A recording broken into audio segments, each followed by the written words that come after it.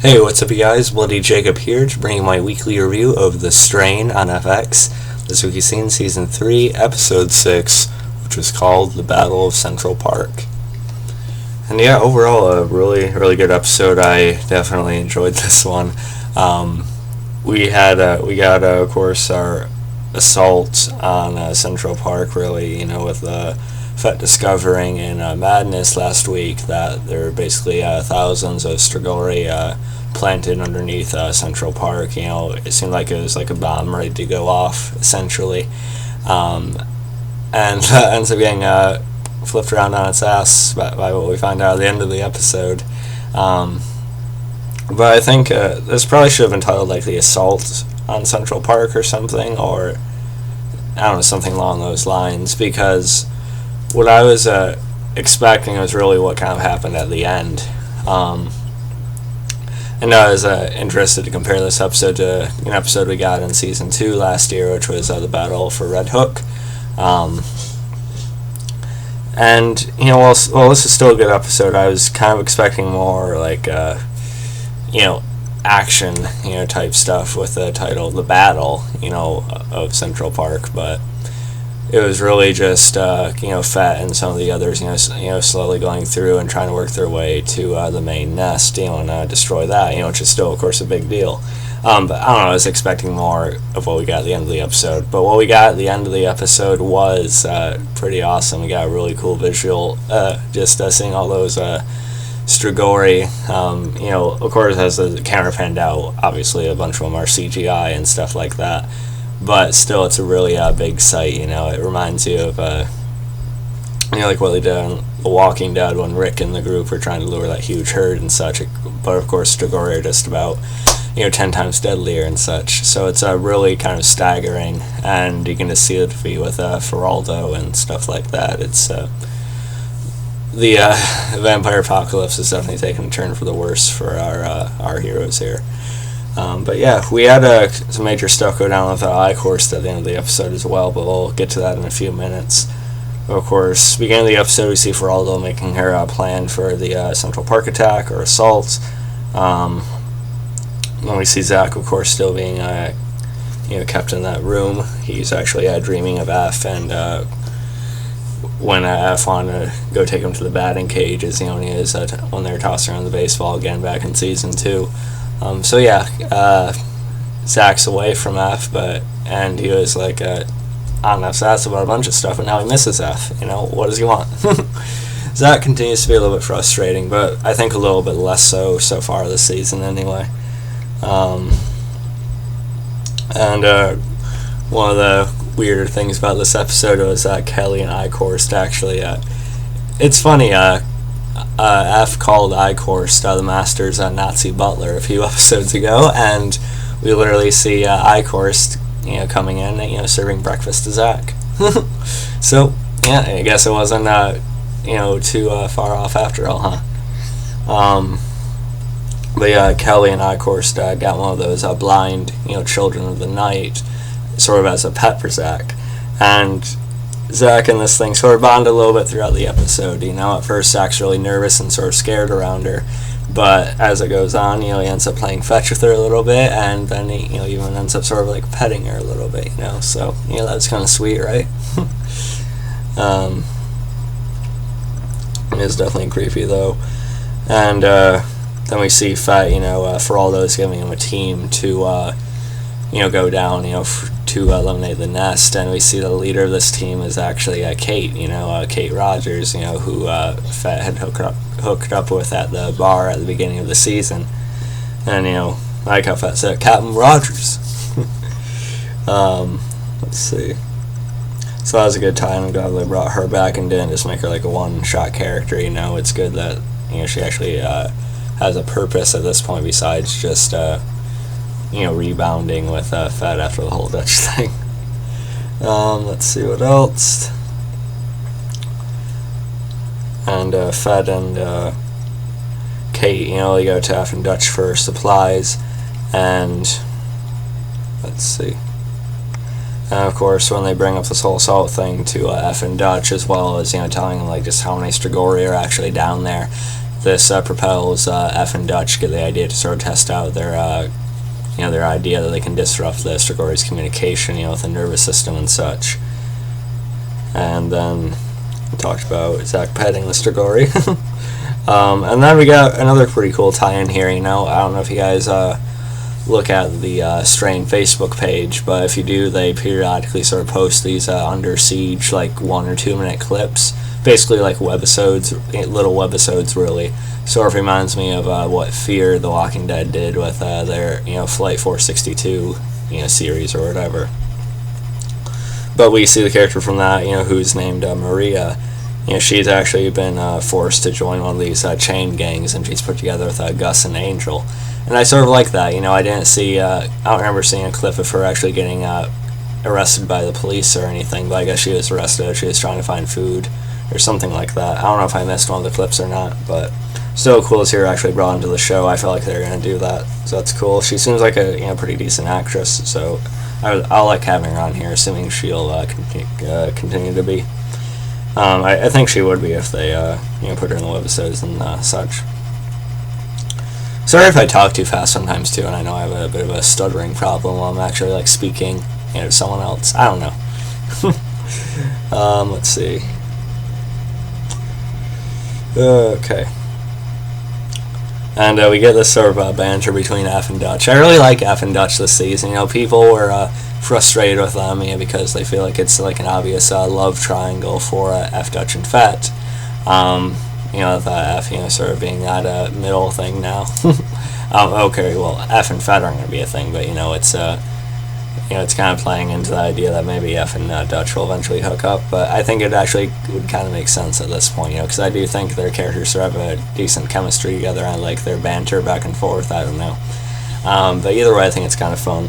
And we have Eph sort of getting at Dutch about how she seemed to be jealous around that K girl that Fett had brought in. And Dutch is saying how like strong and sort of like disciplined she is. And then Eph sort of starts irritating her more, saying, she could probably take you in a fight. And then Dutch sort of comments on F's fighting abilities, and he gets a little bit irritated by that. So it's kind of fun. Let's see.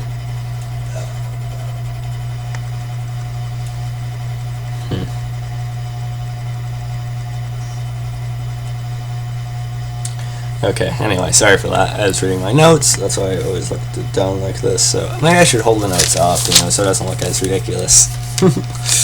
But anyway, we see Fett and Kate, as well the rest of the team. They get attacked by the strigori pretty quickly, and even before night falls, the whole team ends up being killed besides Fett and Kate. Yeah, so good job, guys. But yeah, these guys are just going to be for a body count anyway, besides Fett and Kate. And of course we have, Gus, Angel, and Maria dragged along for the chain gang to go on one of their assaults, to Central Park, because they have like all forces there now. And let's see. And then at one point, the main guy sort of tries to make Maria go in by herself, which of course is just a complete dick move. And then Gus ends up getting a hold of the other stuck-up woman there, and the guy shoots. And then Angel's actually able to blast him in the face with a shotgun, so that's that. And it looked like the guy actually tried to shoot through the woman just to get to Gus or something. That's pretty low, jeez. But yeah, so that guy's dead. That's definitely a good thing. I knew the main guy too. He had a small role in a movie called No One Lives with Luke Evans, which is a pretty solid little serial killer movie, by the way. But yeah, so he was killed by Luke Evans, and now he's killed by Gus. So yeah, spoiler. Sorry. Anyway, this isn't one of my better reviews. I feel like I'm sloppy right now. I feel like I'm kind of, I don't know, moving around a little bit too much, jumping around. I don't know. But yeah, so yeah, that was pretty cool. We kind of feel we get a sense for a connection between Gus and Maria, and it's okay. We kind of need another main female in there since Nora died, and Dutch has sort of filled that void to me anyway. But other than that, we just have Feraldo, so it kind of makes sense that they'd introduce another more prominent female character. Oh yeah, then of course we had Gus and Fett. They end up running into each other, which was actually pretty cool, because they haven't really seen Gus interact with our other main characters very much at all, really. Besides his brief run-in with Zach and his little visits with Satrakian and stuff. But I felt it was kind of weird because Fett and Gus were pretty happy to see each other, and I didn't think they were all chummy with each other. I don't remember them ever getting along that well on screen before. Because I know there's that confrontation in season 2 where they're both pointing the gun at each other, but other than that was kind of it. So I don't know why they just sort of embrace each other like they did, but either way, I still kind of like them, seeing them together, and I think they'll definitely make a pretty awesome team if they keep fighting together. So that was definitely really cool. And then, of course, Kelly and Eichorst come in, telling Zach they have to leave. And then, yeah, so apparently their little hideout was actually underneath Central Park, because they probably felt like that was a safe place to keep them because of all the strigori there. And then Zach actually does something smart, he had a book he was reading, and he actually writes a note for them to find when they come around there. Let's see. And then, yeah, we also had Gus, have Angel take Maria away because, it wasn't really safe for her, and she was pretty shaken by all the violence and stuff like that. But I do think we'll see Maria again, because they're obviously going to see Angel again at some point, so I hope they keep Maria as another supporting type of character. Because I do think she's, kind of likable so far. So, of course, Fett ends up finding a note from Zach, and he contacts Eph over the radio, and, of course, Eph gets down there right away. And we also had the Master sort of, the eyes come from one of the strigori, and he looks at Eph before he can say anything. Of course, Dutch just cuts that in half, but now the strigori are aware they're there. But at least the Master couldn't play any mind games with Eph at that point, right? So it's really good that Dutch did that. And then Fett, he's setting the explosives up as, Kate and Gus are watching his back, and he's able to detonate them at a good height, the right height, to sort of disperse it all over instead of missing some of them. So he detonates it successfully and appears to kill the majority of them at least, which is pretty cool. Let's see what else. And then we get a pretty awesome scene at the end of the episode with Eichorst actually confronting Eph.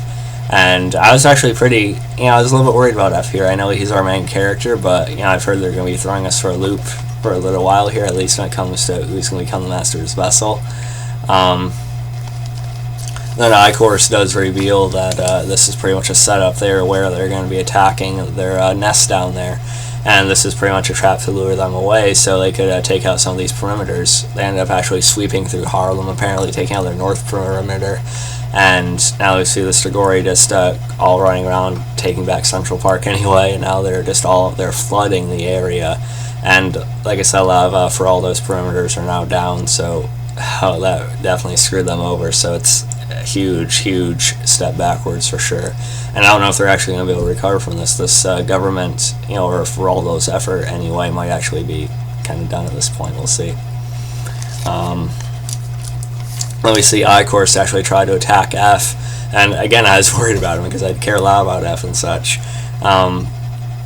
And before Eichorst is able to, shoot one of his, shoot his stinger out, Dutch actually comes back from around the corner and cuts his hand off, which is actually awesome as hell.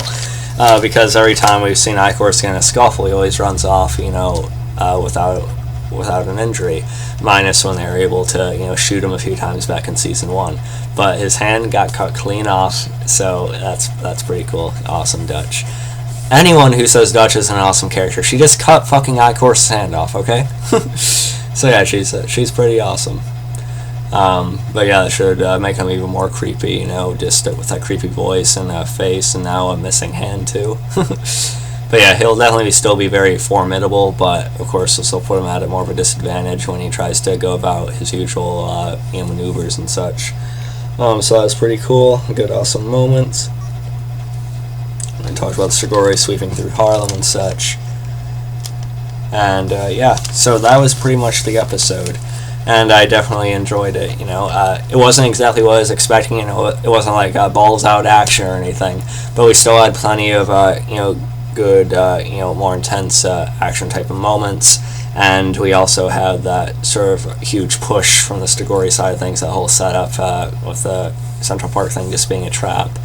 And I definitely like the Eichorst confrontation at the end, as well as Maria joining Gus and the others, Fed and Gus working together, even though it didn't make much sense at first that they got along as well as they did. But yeah, still really good episode overall, probably one of the best of the season so far. And now we only have 7, 8, 9, 10, 4 episodes left this season. I feel like it's coming down to the wire already, and I'm really excited and nervous at the same time. So yeah, I'm kind of expecting the finale to end on a pretty shocking note. I don't know what. I'm thinking big character death, but I'm not sure. We didn't see any Satraki in this episode though, which is kind of weird. But well, I'm sure we'll get plenty of them next week. I already seen Quinlan in the previews and such.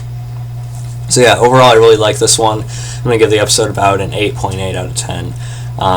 Ever since I started actually rating shows, I haven't given anything like above that, besides an 8.9 for the Shameless premiere. But I reserve like the 9s and above that, for like the absolute best episodes ever. I'm sure the Strain will get that at some point. But yeah, overall episode gets an 8.8, really good one. Liked it a lot. Follow me on Facebook, Twitter, like, subscribe, and peace.